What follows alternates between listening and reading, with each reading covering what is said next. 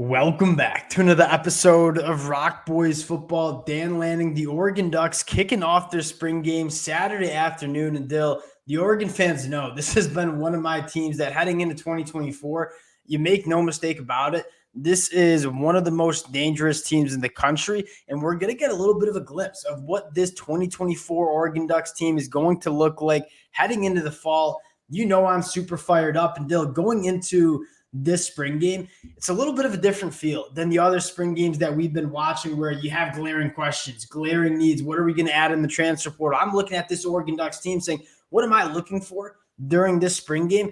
I'm not really worried about many of the starters. I'm more interested in terms of how these guys are getting utilized on both the offense and defensive side of the football. Dylan Gabriel, how is he looking at offense?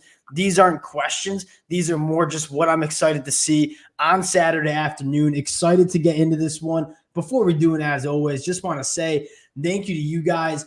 Massive shout out to the Oregon Duck fans. The amount of support y'all have shown the boys over the last couple months, whether we're talking transfer portal, high school recruiting, it's been absolutely amazing. Can't thank you guys enough. If y'all do enjoy the content, consider subscribing to the channel. More importantly, would love to hear some of your breakout players. We're going to give you some of ours, some of your big storylines that you have as well in the comment section. We always learn a ton from you guys. And Dill, I'll give you the tee box here. Let's start on the offensive side of the football.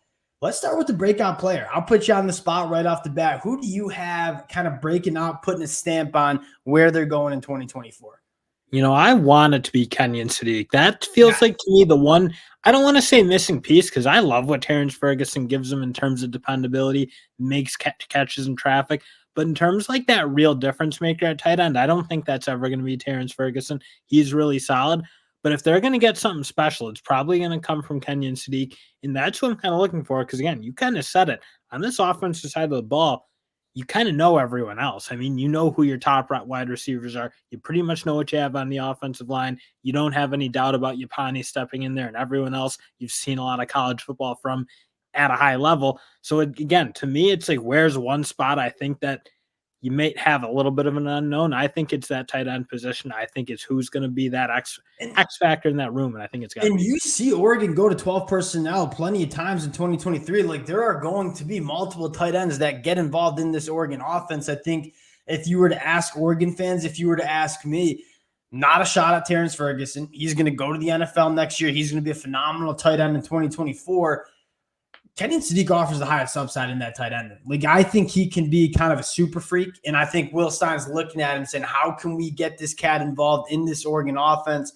I'm personally going to go to the Oregon Ducks fan favorite, and this is really kind of the secret weapon for this Oregon offense heading into 2024, at least the hidden gem, right? Not a lot of national media hosts are talking about. They talk about Tez Johnson. They talk about Evan Stewart. Absolute studs. We already know they're studs. Jerrion Dickey. This is a kid that we covered out of high school. Freaks of freaks in terms of the physical traits that he brings to the table. Wasn't healthy as a true freshman. Also just a really hard wide receiver room to crack. Dill, I can't wait to see what Jerrion Dickey looks like going into year two because the physical traits on this cat, it's special. And that'll be the interesting part because I think, again, that's one other position. Again, you kind of have a sense of what those top three guys are. They're going to be awesome, but who's going to be that fourth guy to emerge? I don't know that. Like Gary Bryant, you like what he does for sure, but in terms of like pure wide receiver play, I think you might be looking for something a little bit better than what he gave them last year. And to me, it's Jerrion Dickey. I mean, they brought him in, big-time recruit out of high school, obviously how you said it. So I think that position is a little interesting because I don't think you totally know who that fourth guy is going to be. It's going to be hard to get on the field. Like, you're talking about Evan Stewart, in my mind, a top 5 wide receiver in the country. Tez Johnson, one of, if not the best slot wide receivers in the country. And Trayshawn Holden, just super. I think the Oregon fans, again, know how good he is. I don't think the national media does. This is one of, if not the best wide receiver rooms in the country. I would love to hear, by the way, some of your guys, breakout players in the comment section. Now, Dill, going to some storylines, let's not bury the lead here, which we're already 4 minutes and 30 seconds and kind of buried the lead. Dylan Gabriel in this Oregon offense. The narrative on Dylan Gabriel that frustrates me so much, and it's sometimes Oregon fans that frustrate me, but I think mostly from other fan bases, Dylan Gabriel, not an NFL quarterback, not going to be good for Oregon. That could not be farther from the truth, and I'm not pushing back on Dylan Gabriel. He'll probably play in the NFL. He's not going to be a first-round NFL draft pick. Make no mistake about that. college football quarterbacks, you see a lot of guys win that aren't necessarily the NFL quarterbacks. Dylan Gabriel is one of those guys. He's been one of the most productive and prolific quarterbacks that you've seen at the college football level. Most importantly, the fit in this Oregon offense, you couldn't ask for a better fit. Bo Nix's average depth of target last year, only 6.6 yards down the field. You look at what Dylan Gabriel does so well. Ball out quick, on time, accurately, where it needs to go. He's an elite processor, gets the ball out quick. That's what this Will Stein offense is built on. Ball out quick to your playmakers in space. Let them go make plays. And I think there's not a better quarterback in the country to run that offense than Dylan Gabriel. No, and that is kind of the thing, because like I'll hand up. I'm the type of fan, like I'm gonna see Dante Moore spin Yes, one, you are. make one of those type of throws that just like are eye popping and be like, get him on the field. But I think you're right. When you have a Dylan Gabriel like this in that Will Stein offense, I mean, when you see Dylan Gabriel playing his best, the ball's getting out quickly, his playmakers are making plays, and it's just not touching the ground. I mean, you kind of see Bo Nix, like that's how he played last year when he got into that Yes. mode rather than like what he was doing at Auburn, where it was hero ball. It was a lot put on him. He didn't look as nearly as good at Auburn, but when he was in that Will Stein offense, playing on rhythm and just being the point guard, if you will, of the offense, he looked really good. I think that's where Dylan Gabriel, that's where you want him to be. And again, Dante Moore for sure will give you that higher upside, and you're going to see some great things from him in this game on Saturday. But I think you're right. Like with the experience, with what Dylan Gabriel's been as a college quarterback for so long, it's his room. I don't think there's any competition. Yeah, and how he fits in the Oregon room. Like I think that's my biggest part. Is yes, Dylan Gabriel's been a great player, extremely productive. The fit, I don't think there's an offense that's better suited for his skill sets than up in Eugene. Kind of a little bit of a segue into the wide receiver room, which we've talked about a little. We don't need to go too far in depth. Evan Stewart, Trayshawn Holden, Jerion Dickey. We talked about those guys, Dill. I think you're looking at, in my mind, one of the better and more dynamic quarterback wide receiver duos that you're going to see in the country. You saw it last year with Bo Nix and Tez Johnson. I think you're going to see it right again with Dylan Gabriel, Tez Johnson. You look at Dylan Gabriel and his connection with Drake Stoops last year at Oklahoma, their slot wide receiver. No knock on Drake Stoops. Tez Johnson's just a better football player. He gets open. He's better at after the catch than Drake Stoops is. I cannot wait to see that relationship between Dylan Gabriel and Tez Johnson because I think it's going to be special. And I know, like, Evan Stewart is the most talented wideout in this room. I don't think there's much there should be this year, but I think you're right. Tez Johnson, if you like teleport me into the end of November, whenever college football is done, regular season, and Tez Johnson's the leading pass catcher, leading receiver yards, I wouldn't be surprised in least just because exactly what you said, how much Dylan Gabriel liked to rely on Drake Stoops and what he was doing. Tez Johnson's just a more athletic version of that, really intelligent, crafty player. You got to see that last year. And again, a little bit more explosive with the ball in his hands. So he's going to put up some big numbers. You need your Evan Stewarts, you need your Trayshawn Holdens to open up the field a little bit for sure, which I think is something at times for Oklahoma with Dylan Gabriel wasn't necessarily happening. They maybe got a little banged up with that outside wide receiver play. And I think it did condense. So I think those two really do a good job opening the field up. And then when you have an open field, just like what they had with Franklin and Tez Johnson last year, they can really I see it very similar. I see Evan Stewart kind of coming in and like playing that Troy Franklin role in terms of working downfield. Running back room, I'm just excited for a couple things. One, Jordan James, not just a short yardage back. Like I thought he probably should. I mean, it's hard to take reps away from Bucky Irving, but he was really, really good last year. Excited to see Noah Whittington back healthy if we get to see him. Del J. Harris, Division II transfer. Like I kind of a unknown. Like we don't really see D2. We did see Cody Schrader jump up to Missouri and be that guy. So maybe Dan Lanning can kind of hit on another running back jumping up from Division II range. But especially wanting to run the ball probably a little more physically. And Bucky Irving runs the ball really hard for his size last year. But you kind of saw they did run a more physical style run scheme a lot of times. So to have a guy like Jay Harris to work in with Jordan James, I think is big just because they did want to beat teams up a little bit. But they didn't necessarily, and again, not to say Jordan James and Bucky Irving didn't run hard because those two obviously ran really hard. But when you have a little bit more size and that ability to wear on teams a little bit more effectively, bringing in a guy like Jay Harris. I do think he complements Jordan James very effectively. Yeah, Jordan James. Yeah, I would agree with that. Now, Jordan James is still going to be their guy. He's the playmaker. He's really 100%. I think Jordan James is extremely underrated. Like Buck Irving was so awesome. I think he got most of the attention. Jordan James, he averaged 7 yards per carry last year. Like phenomenal numbers. The offensive line, I mean, you're looking at Poncho at the center spot. You're looking at Matthew Bedford, who is just a massive human being coming in from Indiana at the guard spot. You probably got your probably the best tackle duo in the country with Josh Conley Jr. and Johnny Cornelius. Here's my question for the Oregon Ducks on the offensive line. I don't have a dang question about your starting five. What's the depth look like? When you talk about Oregon going into the Big Ten, what is Oregon's goals this year? It's to win a Big Ten championship, to win a national championship. You got to be deep along the line of scrimmage if you want to win games November, December, and January. My eyes are, I'll be looking at the starters, seeing what they're doing, but I'm looking at the two deep and saying, hey, do we have 7, 8, 9 guys that we feel good about heading into 2024? Because you look at Georgia winning national titles, Michigan winning national titles. Why were they so good? They had 8, 9 guys that they felt good about on the offensive line. Now, Dill, I think we all know this offense is going to be one of the best offenses in the country. I don't think many people are questioning that. I think a lot of the narrative is, can this defense be elite enough to win a national championship? I'll give you the first crack. What are your eyes going to be on here?